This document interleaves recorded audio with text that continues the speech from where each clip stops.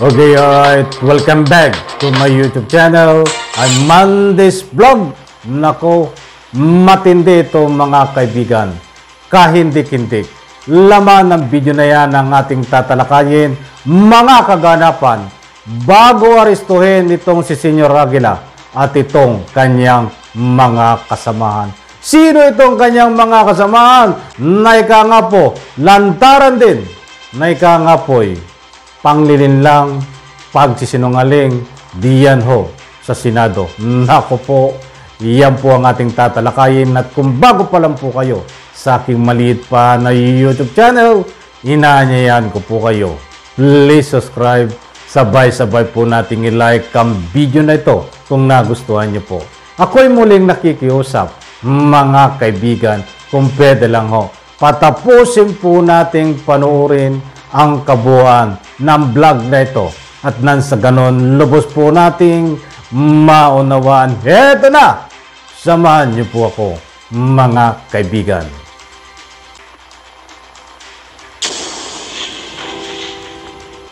So ikaw ang pinakahari-hari ng Aguila? Hindi naman po, Your Honor. Pinaka-commander ng mga Aguila? Hindi po, Your Honor. Member lang po. Member? So sinong pinaka-leader ng mga Aguila? Hindi ko po alam, Your Honor, kung sino ano eh. Kung member ka, tapos hindi mo alam kung sinong leader.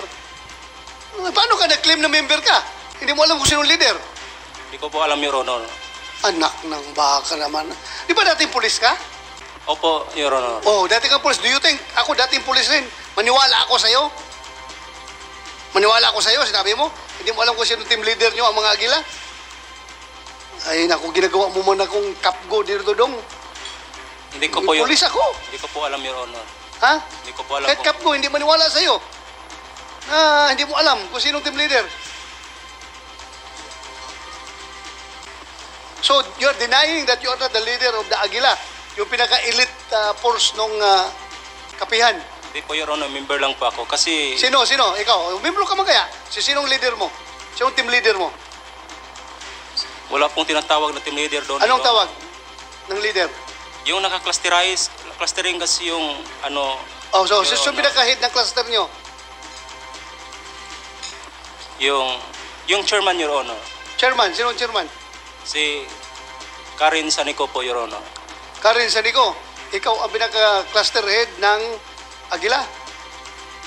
Sa ano po sir, sa mga ano lang po, sa hindi ano yan? Yung mga Tanggalin mo ayun kay para hindi sa mga bata sir, hindi sa mga bata, hindi ako ang ano sa mga bata. Sino? Ano lang yung mga parang mga leader, parang Leader ka nga. Stop. Ha? Ako yung kuan kasi yung leader sa kuan, yung sa Aguila 38 ka staff. Ako yung kibali sir ano ng chairman. Chairman? Sa 38 lang ka mga staff ng Aguila. Sa 38 na staff ng Aguila, ikaw chairman. So meaning, ikaw pinaka-supervisor nila, ikaw pinaka-boss nila. Hindi po sir, ano, yung 100 dito ng Aguila, sila lang po yun up sa ano sa yung 38 lang po na staff. Hindi members ng Aguila. Hindi po. Sandali lang. Turunin natin dito. Apo. Sabi ni Butad, ni Winifredo Buntad, ikaw ang leader nila sa cluster ng mga Aguila, yung pinaka-elite. Opo, meron po silang tinatawag po na Batcom po. Badcom? Batcom. Battalion Commander? Opo, ng 108. Sino? So yan, totoong pangalan. Sino? Yung Johnny B. Ilandag po. Ilandag? Ilandag po. John, pala? Johnny B. Saan ito si Julie B. Ilandag ngayon? Johnny B. Ilandag po. Saan na siya ngayon? Nandun lang po sa kapihan nata sa ngayon. Sa kapihan? Oo, kasi andito ko nga napuntim. Hindi namin naalam. So meaning, lahat ng mga ginawa siya ang pinaka-boss ng Aguila. Lahat ng ginagawa nitong team ng Aguila, nag-i-escort kay treasurer ninyo, mangulikta ng portion of the AX o purpose na binibigay ng DSWD, pambubugbog doon kay yung matanda kanina, sino yung pangalan no? yung nagbigay ng salaysay kanina, si Manong Pedrito, pinuputukan tapos binugbog ni Buntad. Ibig sabihin nun, kautusan yun ni Johnny B. Ilandag. Your Honor, hindi ko na po yun alam kasi yung ginagawa ko, isip ako yung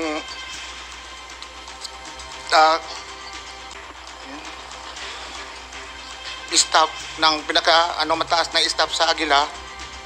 Araw-araw halos hindi ko makita, sir, kasi nandun ko palagi sa nagbibig ng ng tinapay.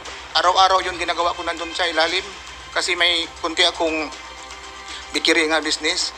Dako ng guwan. Yung mga bata, sir, na 180, talagang hindi ko talaga alam. So, Buntad, sinong boss mo?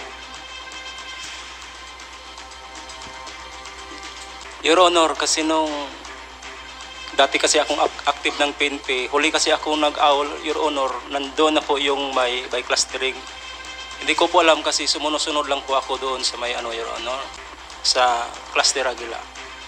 Cluster Kasi Aguila. hindi mo naman malaman kung sinong leader kasi hindi naman siya active na Oh, nako. Hindi mo malaman kung sinong leader. Member ka, hindi mo alam kung sinong leader mo. Pulis ka nung. Pulis ka. Imposible, hindi mo malaman. Kanino ka nagre-report, be? Sige, kanino ka nagre-report as a member of the Aguila? Kanino ka nagre-report? Sinong boss mo? Wala naman pong reporting, Your Honor, kasi hindi naman active yung cluster Aguila. Yung parang pangalan lang, Sir, Your Honor, pero hindi naman siya active. Hindi active. Pero kayo ang pinaka-elite force doon. Kayo nag-i-escort sa sa treasurer para mangulikta ng share ng SBSI doon sa Purpose. Ikaw ang nang bugbog kay Manong Pedrito dahil nga may sakit si Galanida at accordingly inuungo, paano sa Tagalog yan? Kinukulam ni Pedrito si Mr. Galanida. Binugbog mo. Your Honor, Oh. madali lang magbintang ng tao, pero dapat yung katotohanan dapat ang ipairal. Oh. So, ibig sabihin, nagsinungaling yung matanda. Hindi ko po yan kilala, Your Honor. Napakalaki ng kapihan, pero hindi ko po yan kilala yung tao. Hindi mo yan. kilala. Hindi ko po yan kilala. Ay, nako. Pero ikaw, kilala ka niya. Hindi mo siya kilala. Porque siya ang nasaktan, siya ang pinaputukan mo ng barel, kilala ka niya. Pero siya hindi mo kilala.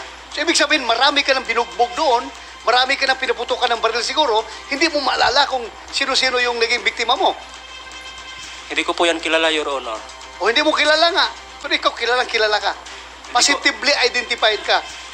Palabas mo nga sa Zoom si Mr. Manong Pedrito.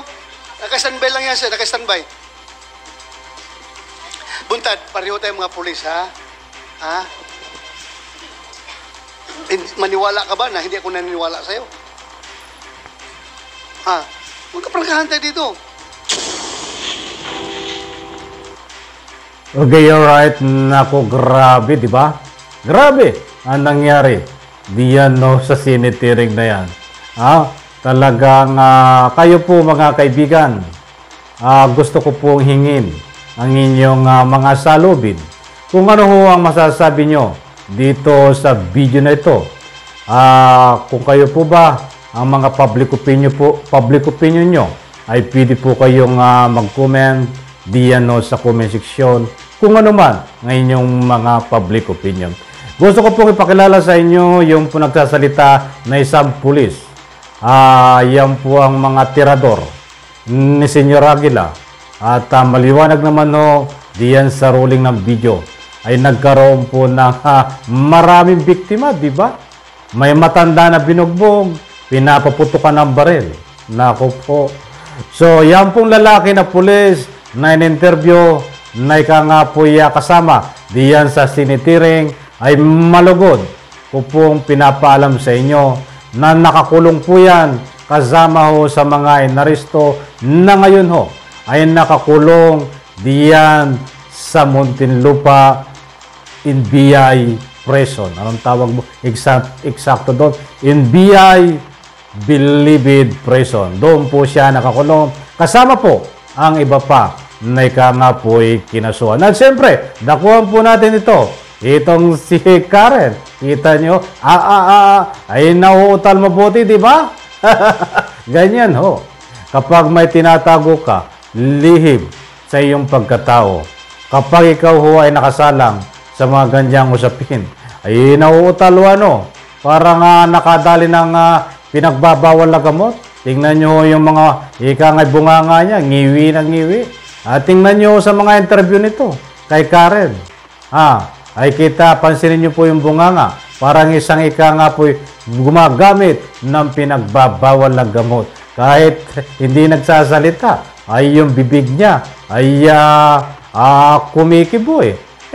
Isang sinyalis sa aking pagsusuri na parang talagang isa siyang gumagamit na pinagbabawal na gamot at maraming usap-usapan na ito nga po ay isa sa mga ika nga po dati nakasama sa Narcoles mga kaibigan. Okay, at ano man ang reaksyon nyo dito sa pagtatalakay natin according sa ruling ng video, muli inuulit ko po diyan sa comment section.